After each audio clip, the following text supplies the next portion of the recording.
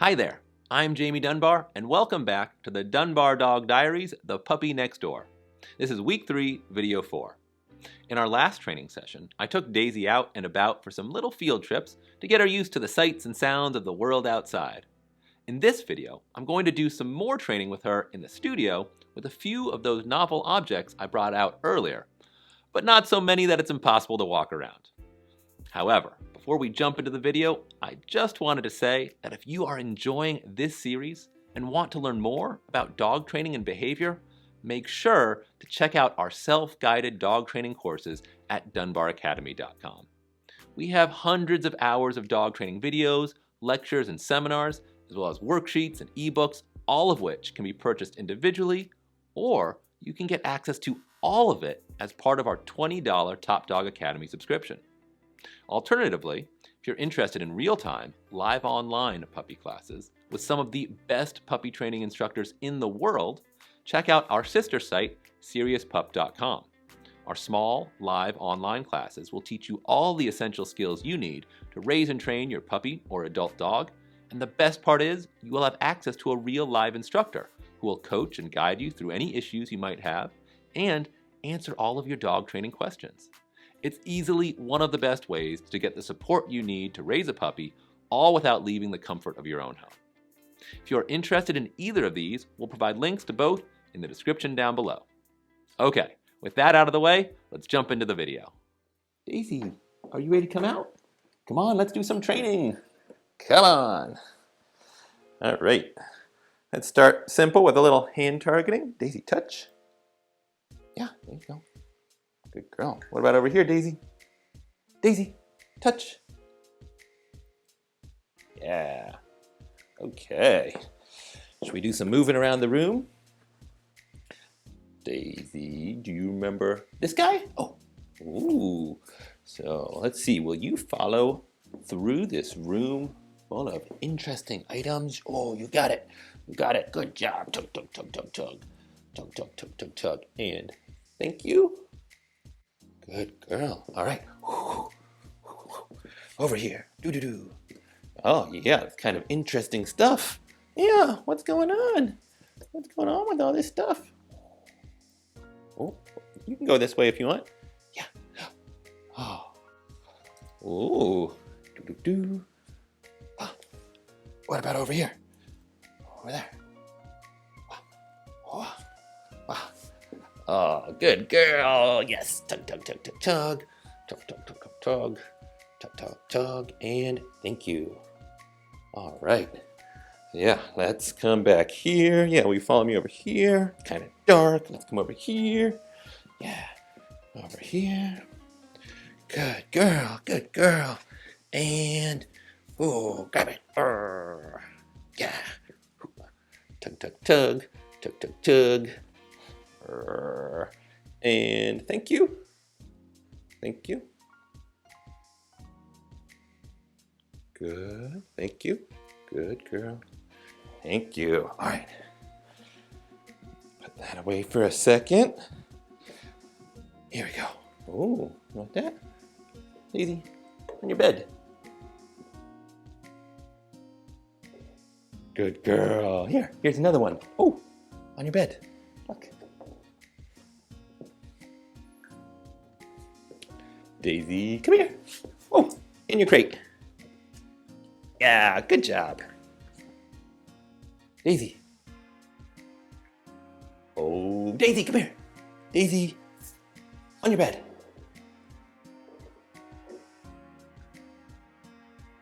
Daisy, in your crate. Good job. We'll put one in there. We'll hide that one in there. Maybe she'll find it later. Well, she's not paying attention. Daisy, on your bed. Oh, a surprise treat. Daisy, in your crate. Daisy. Daisy, come here. Come here. Yeah. Good. Here, take that. Daisy. Daisy, and come here. Daisy, sit. Good girl, yeah. All right, we got a little food. Daisy. Daisy. Yeah, there's a lot of interesting stuff to explore, but look at this, Daisy. Come here. Woo! Woo! Yeah. Yeah. Good girl. Good girl. Ooh, you got it. Oh, you got it. All right. So I'm doing a little bit of really more active training because I've noticed in the mornings she's got a lot of energy and she's, we have her in her crate while we're getting ready. And so she's pent up, she's fired up, she's ready to go. So I want to start with some fun stuff for her to get her excited and get her moving her body. Now that we've done that, we're going to reset the camera a little bit for a little bit of a tighter angle, and I'll work on some more skills in a smaller area. All right, thank you. Thank you. So I'll see you in a moment. All right, Daisy, let's do a little bit of workout here. Daisy, on your bed. Good job. Daisy, sit. Good job. Down. Oh, almost. Daisy, down. Good. Oh. That's all right. We can wait. Down, Daisy. Maybe we should try this little technique we heard about before. Ooh. No, I guess you can just jump off of this. Here, come here, Daisy. There you go. Daisy, sit. Good girl. Daisy, down. Yes, there you go. That was very quick. Down. Daisy, sit. Good. I'm going to start kind of turning my luring motions into more deliberate hand signals. Daisy, sit. Good. Yes. Sit. As you can see, practicing a lot. Down. Probably not ready for that. Daisy, down. Oh, that was so good. Yeah, see how my movement of my hand was approximating the down hand signal instead of like really luring it down. Daisy, come here. Come here. Over here. Oh, Daisy. Oh, good. I like the sit. Sure. Daisy, down. Yes. Good job. All right. Daisy, sit. Good. And stand. Stand. Oh, yeah, we don't know stand so well. Oh, good. Oh, good job. Come here. Got to get up. There you go. Stand. Good job. There. Yeah. I guess if you push down gently on their back in the stand, that helps stabilize. I'm just going to reward her a few times here. In this stand, I want her to know the stand is another position that we're going to be actually using. Come here. Oh, good girl. Daisy, sit. Good. Down. Good. Stand. Good. Yes. So she's pretty solid on that sit and that down, where I can go sit, down. Yes. Sit. Down. Oh. Okay. Well, we're not ready for a bunch of puppy push-ups just yet. Down. Daisy, down. Good. Sit. Down. Yes. Okay. Good job. Over here. Daisy, sit. Good. Down. Yes. Sit. Down. Good. Oh, okay. 2 puppy push-ups with hand signals. Let's try and get some sit, stand, down. All right, Daisy, over here. Sit. Sit. Daisy, sit. Oh, okay, let's go back to a lure motion. Daisy, sit. Good. Down. Good. Stand. Good.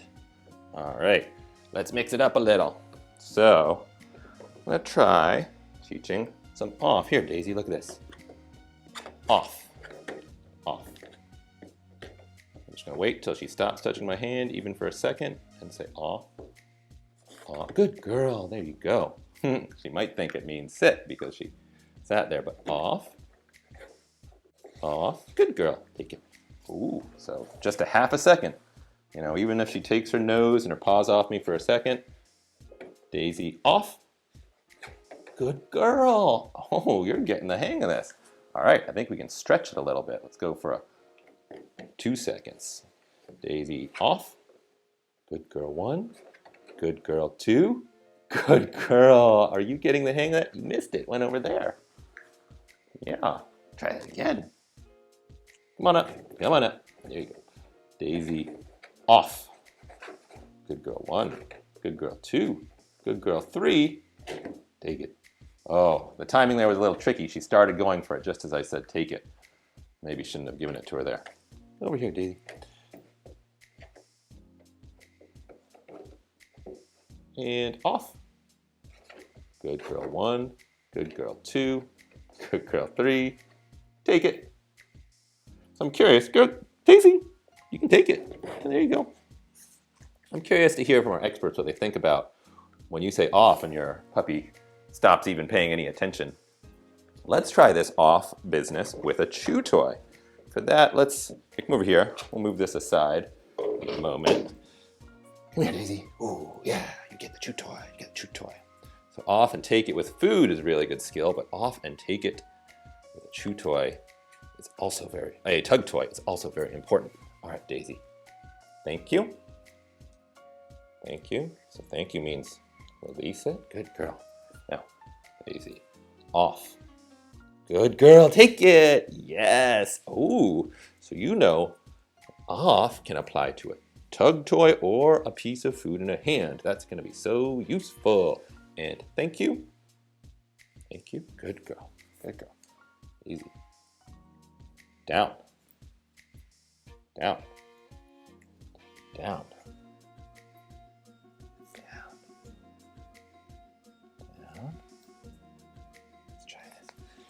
Down. Good girl, take it. Yes. Oh, yes, yes, yes, yes, yes. And thank you. Good. All right, Daisy. Oh, I didn't even ask for off. Here you go. Off. Good girl, 1. Good girl, 2. Good girl, 3. Oh. Good girl, 1. Good girl, 1. Good girl, 2. Good girl, 3. Yeah, get it. Oh, you can see her little brain learning there. She was actually scooting back.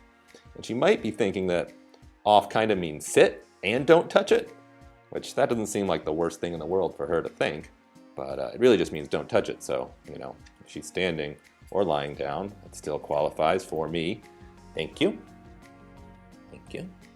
Good girl. Easy. Off. Good girl, 1. Good girl, 2. Good girl, 3. Good girl, 4. Take it! Yeah! Yeah!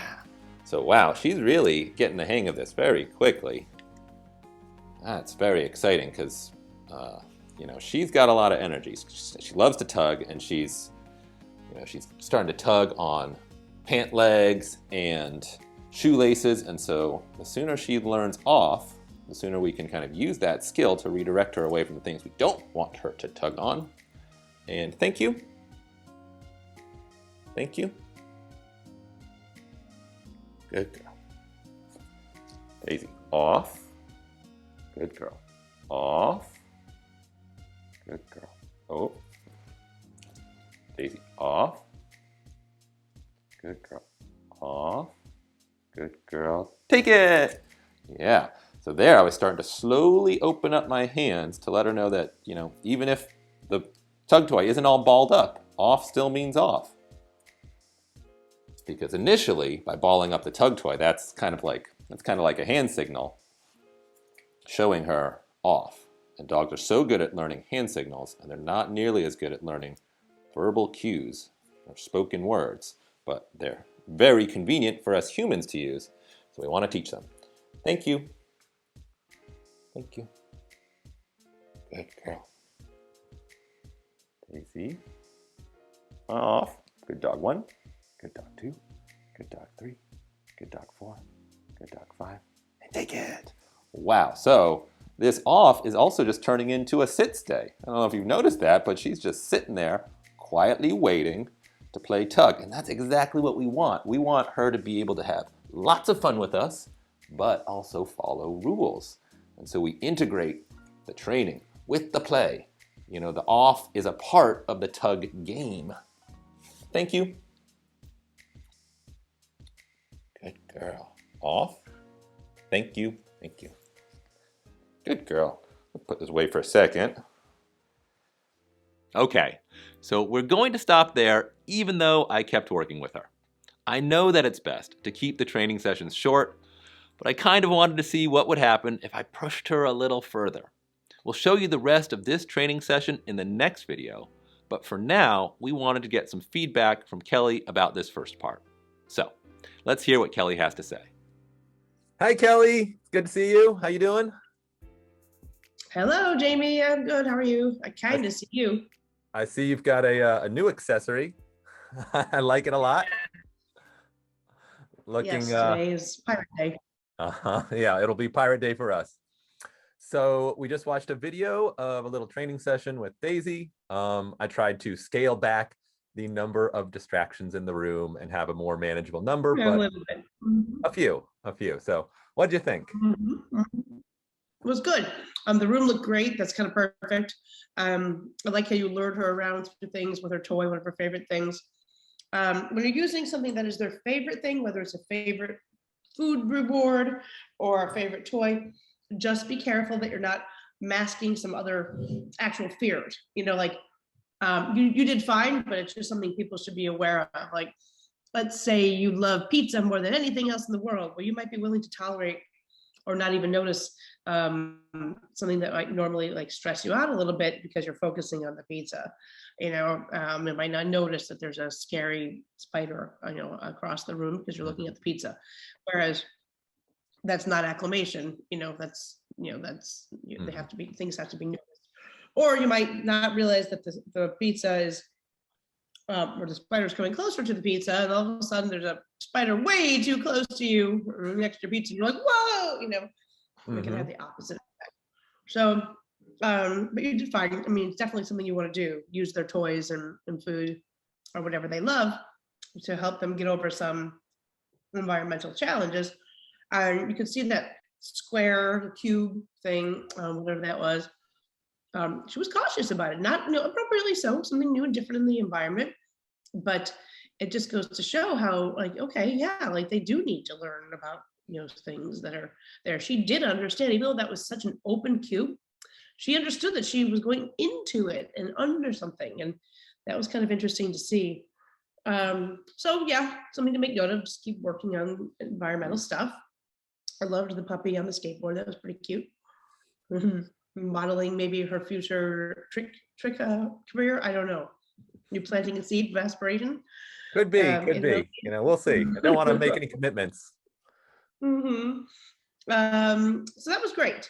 Other than that, you went right into training, I guess, in the environment, which was good. Keeping her busy, very busy. It was a good session. One of the first things that I noticed, so overall you did a good job. I love how you're handling when you're luring, in the sense that, you know, you are luring with one hand and then rewarding with the other for the most part. And, you know, we don't have to be 100% on that. There are times when you would just use the lure in your hand occasionally, and it's not going to kill it, you know, kill the whole situation if you don't every time. But nice handling there. Probably ready to start well, actually, never mind. I'm gonna go back on that one. We're getting ahead of myself. I do notice at the beginning, especially, she is quite rambunctious and silly. Definitely not outside of the realm of normal. In fact, nowhere even near the top of the scale, but more energy and lack of focus than we'd seen. Part of that is she's getting older, and that's going to actually get worse over time, you know, not before it gets better. She's heading towards her tweens already. She's what, 12 weeks old or so. That puppy, you know, so the puppy window of socialization that was so open over here, it's closing, while her confidence and open, you know, openness is getting bigger. So you're at this kind of crossroads. Actually, I have a really nice graph on that. Graphic on that I can share with you somewhere. How, like, you know, the window of socialization and looking at you all googly-eyed for everything is closing, and being accepting of everything is closing. At the same time, you know, they're obviously becoming braver and a little more suspicious in the world. So she's at 12 weeks. You're getting close to that crossroads. Every week, you know, you're getting further away from open puppyhood and a little more towards overly rambunctious, independent adolescent.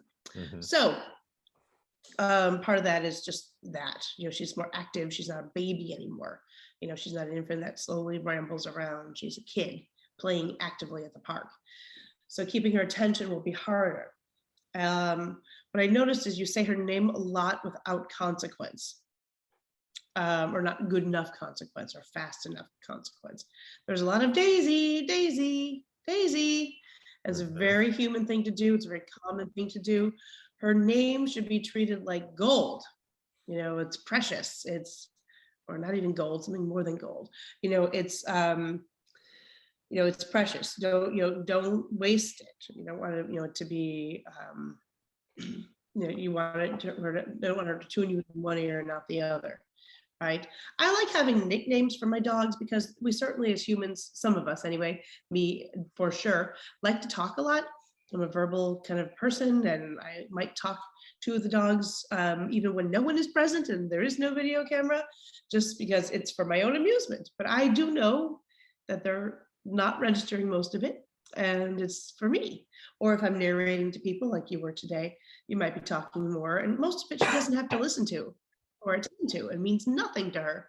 But then to just say her name in there, you want that to stand out like a bright shining star, So I use nicknames so that my recall name, my serious name, and I don't mean necessarily the "you're in trouble, Missy" name, although I certainly can use it in that way as well. But when you really need her to pay attention, you've got a star, a character there.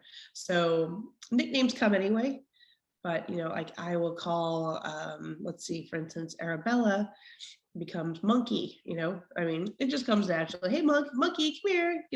When I'm informally calling her, I'm not sure she's gonna come. Very different than Arabella, here. Which means, hey, oh yes, we are performing now. So be careful with that and think about what nicknames the family might be calling her or that you're calling her. Just like people, they can have more than one nickname. They can understand that different people have names. Would it be bad to go kind of the opposite route and use Daisy as kind of her informal name, and then have like a formal name to be like the goal? So it could be like doesn't matter. Daisy Blueberry, or what, like whatever her full name is like this means pay attention. Yeah, you can definitely do that. Exactly. Yeah. Either way, it doesn't matter. Just know that you should just be aware that there should be something that is being protected, that is a little more formal. But regardless, even if you're calling her informally, the point is, so the point there is like we're not always in training mode and we're not always being perfect, and so you do need a formal and informal. But also, my original point was if you're calling her if she looks at you, sniffs at you, cocks an ear to you, do something and be more like immediately. As soon as you get that first hint of attention, it's run backwards, it's clap your hands, it's pat the floor, wiggle the toy, rather than expecting her just to turn around and come to you and then maybe rewarding her when she gets there. You want to see that first point of her attending to you as an opportunity to make her explode towards you in turbo mode. Right? That's the point where people should be rewarding or marking and the behavior, the intention, right? Because otherwise it's kind of, I'm sure it happens with little kids too, right? And you can say Lily, and then she looks at you and and then if nothing really great happens, she's going to turn back to the screen or toy or whatever she's doing, right? So if you want it to be exciting, Daisy or little fuzzy, fuzzy butt, I don't know, call it what you want. Sweet lips. Sweet lips. Sweet lips. Sweet lips. Woo! Yay! Hi, come here. Thank you. Pay attention. Oh, good dog. So the reward can be long and protracted, and it should certainly be the moment of attention should be marked. So I know we're not doing recall officially yet, which we'll talk about at the end a little bit, but you're already starting to nag her for attention and beg for attention versus harness the power and draw her into you, which is what everybody does, so I'm here to change that for All right. the puppy owner. So that's one thing. When you call her, as soon as you get anything, explode, run away from her, fall down, clap your hands, whatever you can do, make kissy noises, wiggle the toy. That's the moment of reward. To begin the reward, begin the marking, which will become a bridge for the reward, right? That's gonna, yay, oh, look at you coming, you're so fast, what a good girl. She gets to you, boom, boom, boom, you were kind of like asking her, are you gonna come? Are you gonna pay attention? Versus trying to make it happen. Mhm. All right, enough harping on that. You had a question, I believe, for what did you call us, the experts, where That's you. asked, where you asked about off when she stops paying attention. That is also a cue that you are getting boring, or that you've done too many repetitions, or that something else is taking her attention. What do you do in that moment? I would stop what I'm doing. I would stop trying to do what I'm doing, and reassess. How can I make this more interesting? Have we done too many? Do we need to switch gears for a minute and try again? At this stage, she's just learning, and you're withholding something. And you probably, I only have one eye right now, so maybe I'm not catching everything. I bet if we looked at that in slow motion, and this would be a good exercise, maybe as a separate video while you were doing off, you probably missed, I'm going to say 25% of her responses that could have been rewarded before you did. That's my guess.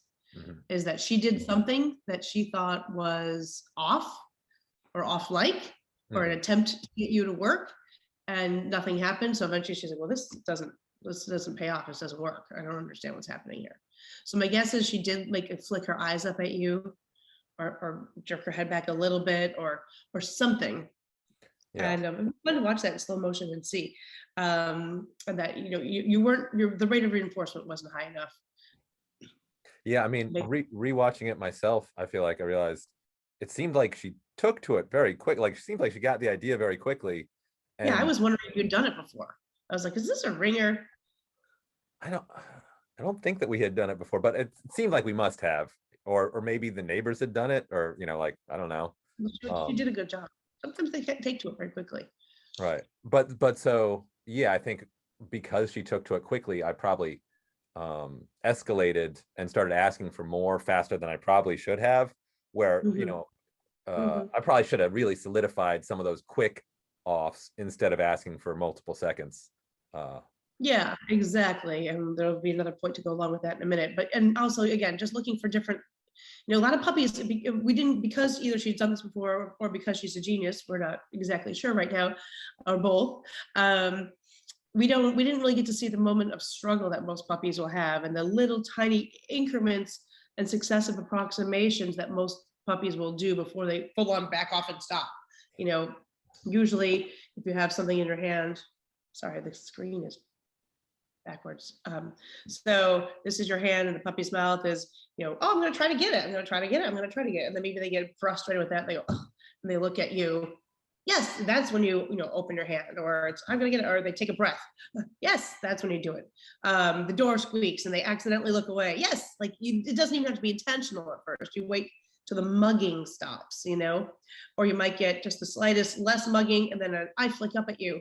Yes, just so there are a lot of successive approximations that people will want to reinforce before waiting for an entire, I am backing off, you will get to, if you catch those little approximations and those little behavior changes, you will get to back off very quickly, usually within a minute, of, I don't know, 20 repetitions or something.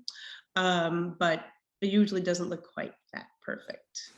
So I don't know. So it wouldn't be a bad exercise. It would never hurt even in Daisy's case to go back a little bit and be like, I see what you're doing. Yeah, you're looking at me, or, oh, you stop pawing at it, or whatever it may be. And, start small and build. On that note, you did say something. What did you just say? Oh yeah, and also, so with the off, because she was doing so well, we went to toy, which fine, you can either go through the whole food, hierarchy of like in your hand, open fist, on the floor, blah blah blah, or you can just do them simultaneously. I'm going to teach off from my hand with it closed, with each one, fine, either way.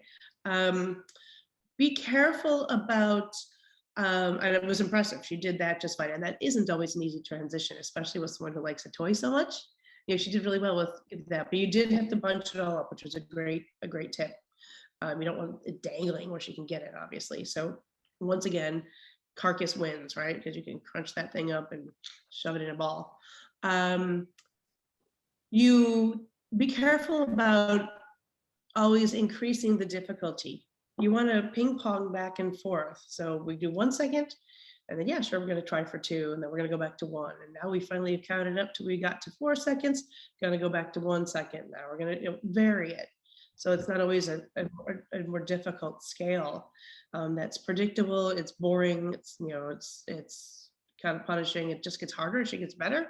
Mm-hmm. You throw some, give her some easy ones. Throw her a bone. Yeah. And keep mixing it up. So, and that goes for every kind of exercise. Let's see if you remember that as you get into other difficult things.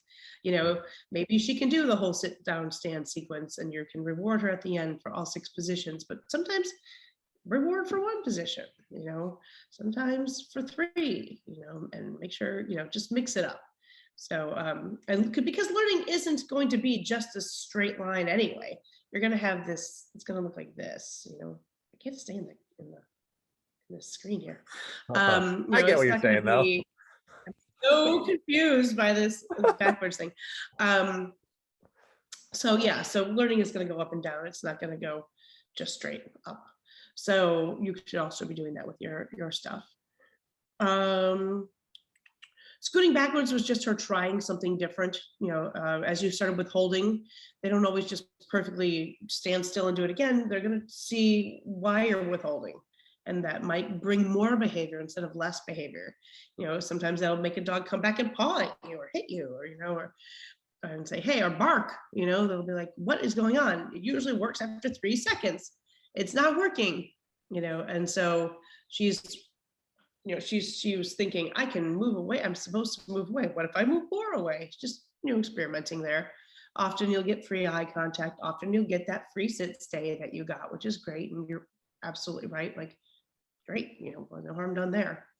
I wouldn't expect that though, unless you're training it in separately. So, like people shouldn't require a sit, stay at first again or anything. But I wouldn't worry too much about that. She's learning a new thing, and she was trying to figure out what she could do to make you pay up. So she was thinking and being creative, and when you let them do that, that's great. And sometimes you're going to get things that you want, and sometimes you get things you don't want, and you're just going to have to adjust along the way. And eventually you might think, oh, she thinks that this is backing up. Well then, okay, let's not let that happen. I would go back to a few short ones, again, going back to, off, yes, off, yes, off, yes, off, yes, off, yes. So that, she doesn't have to try other things. It's a faster reinforcement. So you're pinpointing which part of that behavior that she did is the part that you're looking for. Otherwise you might end up, with a dog that like learns how to sit and scoot backwards at the same time across the room. Interesting, for sure, but not necessarily the concept that you're looking for at the moment. What if I want her to go off, but she's sitting right in front of a cliff? Be a real problem. You can work on your backward butt scoot for as a separate bonus. What do they call it? Extra credit homework. Backward butt scoot. Backward butt scoot. Mm-hmm. Just that'd be cute. So that's pretty good. Pardon me, I'm still dealing with multiple issues right now. So I feel like with the positions, you are doing a really good job with luring. I wouldn't be personally, I think Ian would do this slightly differently. I don't know, he's not here to ask. So I get to tell you what I would do. Haha, unchallenged. I don't encourage people to add the words so soon. I mean, again, you might be narrating for us, but make sure that you're separating your words from your movement. You are doing a pretty good job of that. I think you can probably do a better job of that. Also, for the viewers, it will help them to model something better if it's sit. There's a pause, a full beat in there, right? Mhm. If you want her to learn it, that's the way to do it. But also, until she's doing it reliably in all sorts of situations, I wouldn't even add it. Because there was one really nice point where you were doing the sit down stand and she did off. And you're like, wow, oh, you're doing off now. But if you hadn't been asking, I mean, and you did reward her and you switched gears perfectly, but some people won't. I know it from class and privates, we're doing, she just did something beautiful and offered you something you were just teaching her, and she's thinking and she's trying. And there would be people that would be like, no, sit down, down, down. And it's like, don't name it. Like, let your dog unfurl in front of you and be creative. And she's just learning all these new behaviors. They don't have to be nailed and named and on verbal discrimination at this stage of the game. Mhm. I think you can, and you're not that you did this, but I think it's a point to make, because you did switch gears, but some people wouldn't. And as Ian always says, especially when you're on video or in film, don't name it, because you might not get it. Just wait and see what you get, and then go ta-da. I mean, later in her more formal education, certainly we do want her to learn verbal cues and how to discriminate. But right now, she's still just practicing them. So personally, I would just play around with them and try to get her doing different. I would get her doing sit down and stand at your side, and across the room, and across the room, but away from you at different angles before I'd even start naming them, maybe. Mhm. But at this stage, because it's luring, it's playing, it's like you're molding clay, and she does try sometimes. She does offer some things that that she's learned, and it's kind of fun to see what they've picked up and where their brain is at, or what they like best, or what you've reinforced best. As you said with the sit, like she knows that better. We use it more, but I like that she kind of threw the off in there, because the minute you start withholding a reward, even for a few seconds, or a second or two, she's like, well, what else should I do? Maybe I need to do a backflip. What is he looking for here? And it's just good feedback. So does that make sense? Yeah, it makes a lot of sense. Right, and I like the idea of, at this stage, if she does something cool, reward it, and that I get what you're saying, like when you put a name on it, then you kind of feel like you've committed.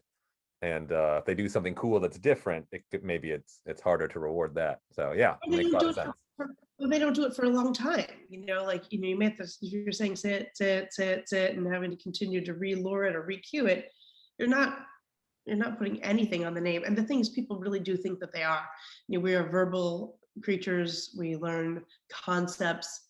They're not learning concepts. They're learning, behavioral, antecedents. It's not the same thing. And they're learning some muscle memory stuff. So, if we start saying the word, then we start thinking they know it before they do. And I would just, I think it's better to embrace that we're just teaching them behaviors and movements that are, and it also shows how much body language and context really matters. Because if you're not naming it and you're getting it anyway, well, what is making it happen?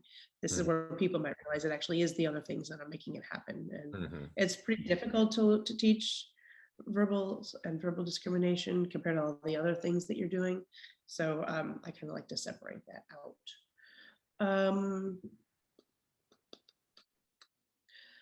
Let's see, that was most of it. Oh, thank you, Tips. It seems like you're mostly prying her jaws open for thank you.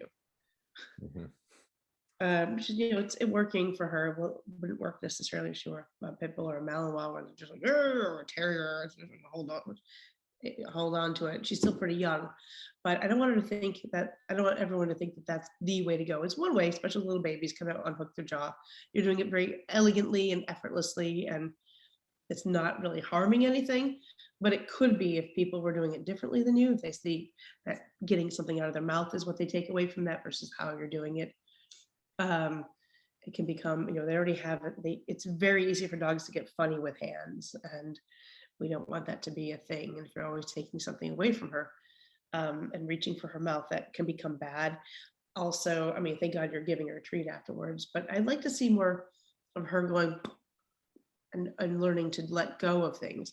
I would probably try that first with, if you can, maybe a different toy than her coveted carcass, because she loves that the most. She's going to be least likely to want to let it go.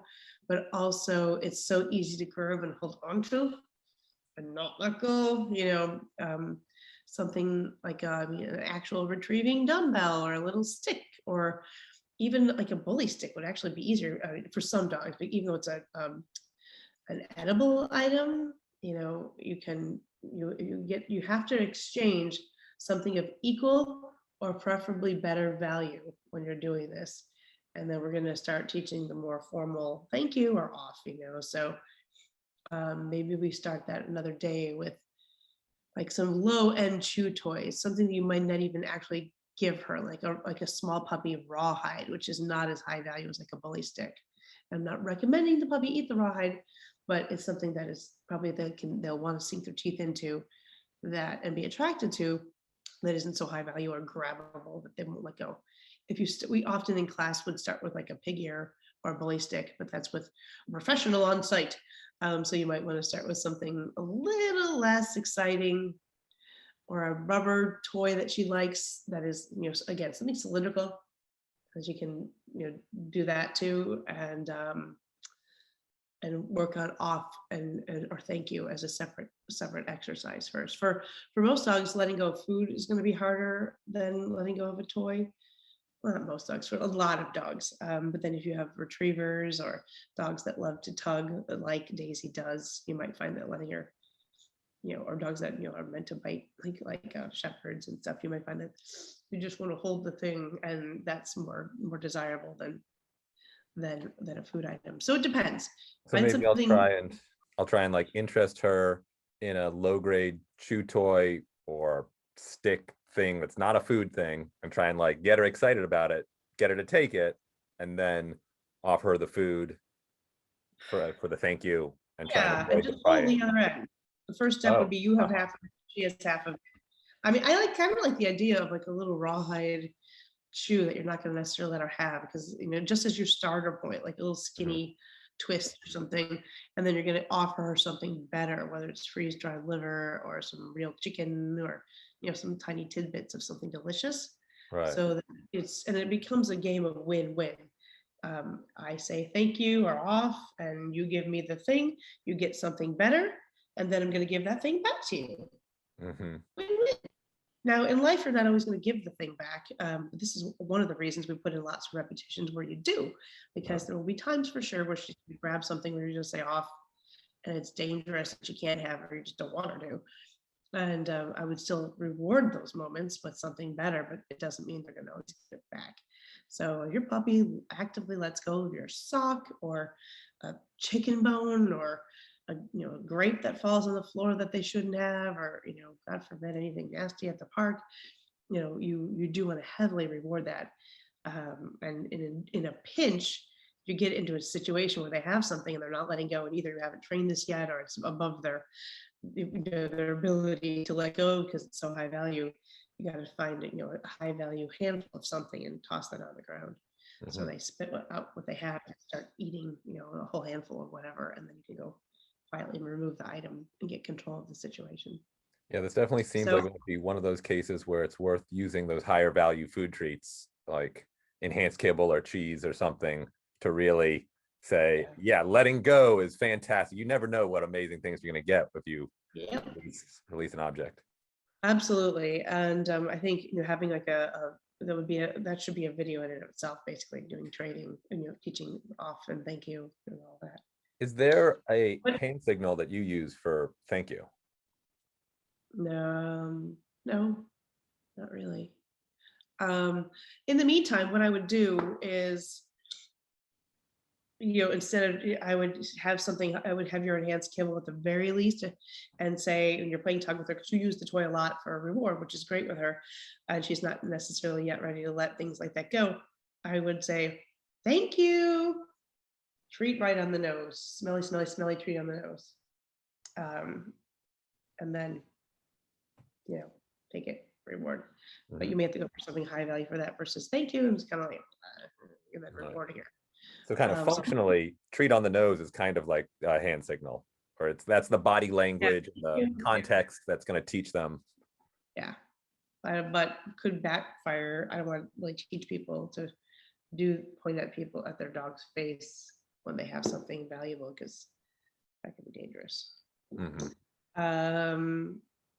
So I mean, it could be eventually. No, that's kind of, I don't know. I don't have one. Make one up, but don't have it be something confrontational in their face. Don't you sometimes do like this underneath the object, kind of like to catch it? Yeah, but we use that formally for take it, right? Closed hand is leave it, open hand is take it. So now you're telling them to drop it. Something to think about. I don't know. But yeah, I mean, I usually, I don't, and also if there's something of extra high value, I don't usually ask them to deliver it to hand. I let them drop it and then offer something and move it or step on it or whatever, because that's, it is for some dogs, if they are guarding, which we won't know who's watching this, it's a way to get bitten. But also, again, it's your hand and they're taking something away, and it's also just harder. I don't want to give it to you. Okay, I can drop it for a second so I can eat something, that's a lot of pressure. So we'll think about that for the formal class, how we want to present that. But for now, it's just spit it out and we'll give you something else. Nice. All right. Cool. Well, that was a lot of wonderful feedback. I feel like I got a lot to work with.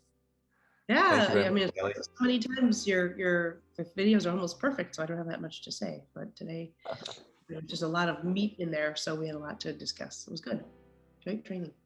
All right, cool. All right, well, we'll see you in the next video. Bye. Bye, Kelly. Okay, so I got some great feedback here, and I'm going to try to be much more mindful of how I use Daisy's name. I'll have to think about whether I want to come up with a nickname to use casually, or a formal name so that I can use the name Daisy casually. Either way, I will end up with a name that I will only use when I really want her attention, and then I will make sure to treat that name with the care it deserves. I'm not sure what to do with the verbal cues. I might stop using them for now until I'm ready to concentrate on them, because I've come to realize that it's hard to get the timing right with the verbal cue, then a half-second delay, then the hand signal, if I'm thinking about anything else. So maybe it makes sense to just forget about the verbal cues for now.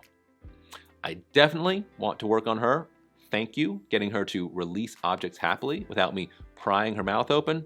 And it makes a lot of sense to work on that skill with some lower value objects, as opposed to her precious and beloved tug toy, which she is, understandably, very reluctant to release. All right, that's all for now. I hope you enjoyed this video, and there's actually more of this same training session still to come in the next video, which will be week 3, video 5. Thanks for watching this video.